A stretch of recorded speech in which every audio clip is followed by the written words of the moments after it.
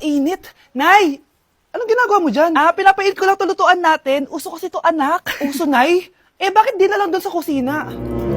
Sa sobrang init ng Pilipinas ngayon, ayan, pwede ka na magluto. Di ba? Tipid sa gas. Grabe.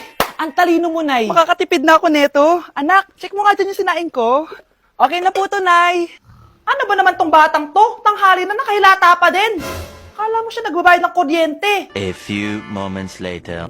Ang init. Sinakpan na yung electric fan. Ang init na nga sa Pilipinas, tapos papatid pa electric fan eh. Tay, ano yan? Ice coffee? Mainit na kape to, anak. Mainit na kape? Ang init na nga sa Pilipinas eh. Ang perfect nga nito, anak eh, kasi mainit tapos mainit, di ba? Negative times negative equals positive. Perfect nga, Tay. Enjoy. Hala, late na ako. Ano to? Sinuspindi na ang face-to-face classes sa ilang paaralan sa bansa dahil sa sobrang init. Yes, makakatulog pa ako ulit. Ay, sa wakas, makakaligo na rin ako.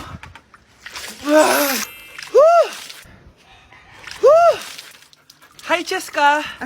Hi. Alam mo ba kung bakit mainit sa Pilipinas? Bakit? Kasi, hot ako. Pero natabo. Yan, ang init-init na ka sa Pilipinas, tapos mag-joke ka pa ng ganyan. Sungit!